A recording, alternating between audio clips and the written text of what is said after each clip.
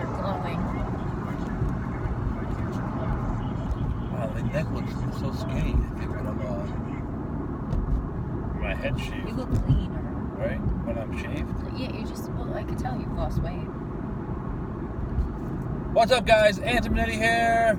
Project My Life podcast. Ask Monetti with my co-host Cheech. Co-host Karen. Special guest host Cheech. Say what's up, Cheech. What do you say, buddy? What do you say? What do you say? What do you say? Ho! Ho! He hates the car. You say ho? Ho! Oh, there he is. There we go. That's the kickoff. All right. So we are heading to Long Island, White Plains for the 2019. White Plains is a different area. What are we heading to? East Islip. I don't know if you say Islip or Islip. Islip. Islip? East Islip. You slip, I slip. We all slip. Yeah. On ice cream. West Islip or Islip. I don't know. East. Oh, Jesus. Oh, man. Do not ever let Monetti navigate you anywhere if it's on the road in a car. Except through life. I can help you out with that. On the road in a car. Anyway, we are heading to somewhere north of where I live. Jesus. You want to go this way? And we are going to the 2019 WMBF World Bodybuilding Championships. Worlds. Meaning all the countries. Worlds. 2019 Worlds Bodybuilding. No, I said world. I just said world. Oh, never mind. World. Like all the countries are here. I was like super pumped about being the MC or helping out with the Master of Ceremony process. And then last night I was like, oh shit, there's 360 competitors and I'm going to have to pronounce their names. And foreign countries. So I'm hoping that they have some kind of, thing that helps me phonetically say it properly. If not, we're going to have a good time up there and I'm going to be the laughing stock if I can't pronounce these names perfectly. But we're going to have a good time. I'm super pumped about it. And those of you who are competing in the IMBF, please don't forget we have the most competitive bodybuilding competition, natural bodybuilding competition in 2019 or 2020, excuse me. April, what's the date, Karen, exactly? 25th. April 25th, 2020. You can check out jerseycup.com for that information. We're gonna have in AC, Atlantic City. We're gonna have a great time out there, down there, I should say. But today's topic: how do I stay motivated over the weekend? We're heading into the weekend. Today's Friday, and typically we see like the roller coaster kind of effect during the week, or throughout the week.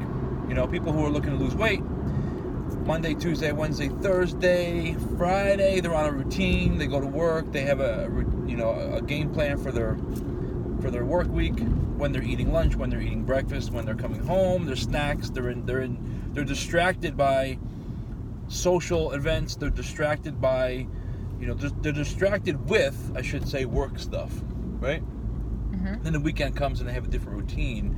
So we see people having a little bit of anxiety, especially if they're on a plan and they're losing weight and they're doing well. Especially in the beginning, they head into the weekend and they, they're on a different routine. So a couple members this week actually expressed, some concern about heading into the weekend and having, a social event that they're going to, and how do they handle it?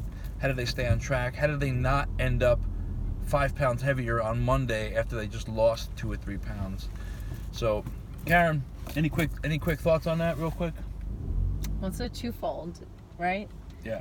So I always say to all the people I work with, the weekend should be planned out just like your week is planned out food-wise. You should be meal prepping not only Monday through Friday, but the most important meal prep happens for the weekend, right? Because we don't have the structure, we sleep in, we run errands, we're hanging out with friends, parties, events, whatever it is, you have to plan for that ahead of time. That's one of the things. So don't only meal prep Monday through Friday, meal prep for Saturday and Sunday as well. Super important. And maybe your Saturday and Sunday meal prep is a little bit more fun. You have more time to dedicate to it. Yeah, right? more time. Maybe it's soups. Maybe it's fun things like pancakes in the morning, but you make them with like egg whites and oatmeal or Kodiak cakes or something that's a little bit more fun, not as vigorous as during the week, or rigid, I should say, as during the week. So it feels like you're having a good time, but you're staying on plan. Good stuff. How about a relaxed meal, or how about a meal that they can enjoy? How about a cheat day? Can I have a cheat day? No, I work my ass off all week. There's no such thing as cheating. Why not? Because think about the word cheating. Cheating is such a negative word. It means you're doing something bad. Just because you indulge in a little bit of food doesn't mean you're cheating on anything. An indulgence, or we like to call it a relaxed meal, is just that. You're relaxing for one meal.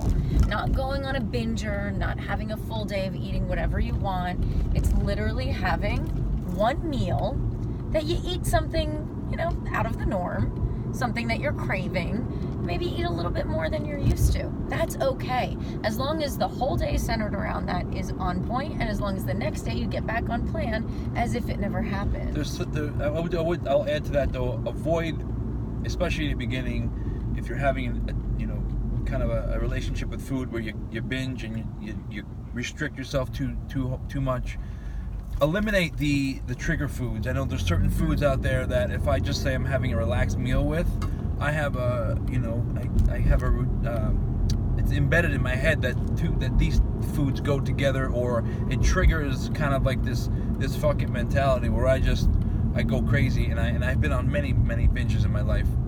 Don't recommend them. But I eat a certain food and I can't just have one of, the old potato chip thing. You can't just have one, and it leads to 4 bags plus pizza plus ice cream. So know what your trigger foods are, and part of it, so much of the stuff I keep talking about is emotional stuff, and it's being intuitive and knowing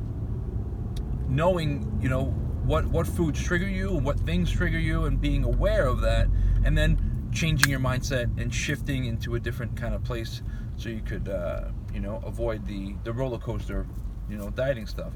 And for that relaxed meal, Karen, would you recommend? He's funny. What's he doing? He's getting anxious. He's been in the car for a long time. Yeah. Would I recommend what? Well, what would you recommend for a relaxed meal? Yeah, for like and how do they juggle that? Because they're so extreme that a lot of times people don't have control over just having one meal, and it's easy for us because we've been doing it for so long. We're like, just have one meal and be done with it. Well, for the first couple weeks, I don't recommend it at all. First couple weeks of somebody going through a transformation, for like the first 2 weeks, I don't recommend it at all, because your whole life has been relaxing, right? So for the first 2 weeks, I encourage people not to include a relaxed meal.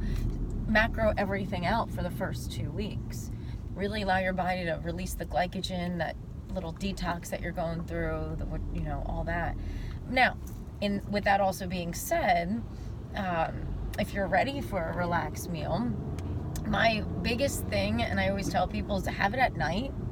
And the reason I say have it at night is because if you get that food first thing in the morning, it might trigger that light switch and be like, wow, that was so good. Now all I want is more. And it's probably going to cause a lot of instability in your blood sugar. And it's going to cause you to have these crashes. And then you want to eat more, get energy. What about going to bed after that, though, if you're having it at night? Yeah, but you're not going to eat it right up till you go to bed. Like most people have their relaxed meal at dinner, and then they don't go to bed for hours later, right? They're going out to dinner with their friends, their partner, their spouse, family, whatever it is. But it's better because you have less of a window to eat, because you are going to bed shortly after that, right? I mean, yeah, I agree. That's one of the things I recommend.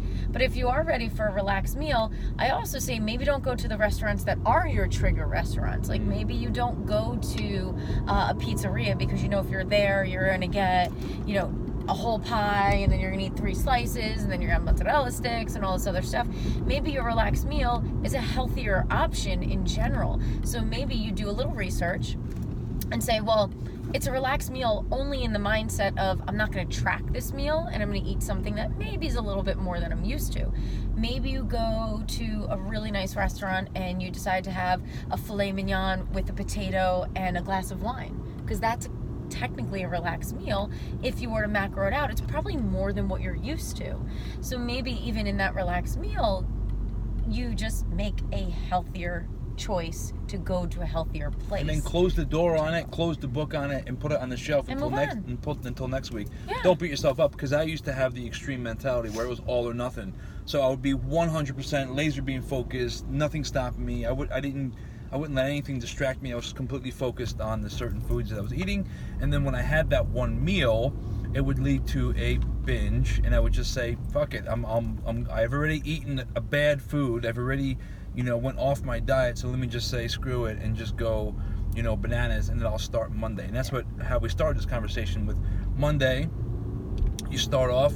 Let's just say you're starting off on a Monday, fresh new diet. You're looking to lose whatever the weight, 20, 30 pounds, 100 pounds, whatever it is. Monday, you're good to go. You have a plan going through the week. You're in routine. By Friday, you just start maybe potentially tapping into stored body fat. It does take 4 to 5 days before you tap into your body fat. Karen can get into the scientific. We do have a video. I should post part of that with this. It's a little bit over 9 minutes, but we're talking good stuff here. So you're going to get to that 4th or 5th day. Now you're starting to tap into body fat. You go home, celebrate with a meal or 2 or 3 or 4, and you deserve a rest day from the gym. So you take a rest day from the gym, and now you're doubling up, compounding it, and then you jump back on a scale on Monday, and you made 0 progress. You wasted a week, potentially, of exercising and restricting yourself, or even calculating your food. So much of it is a discipline game. I think I can start and finish with every one of these podcasts with discipline,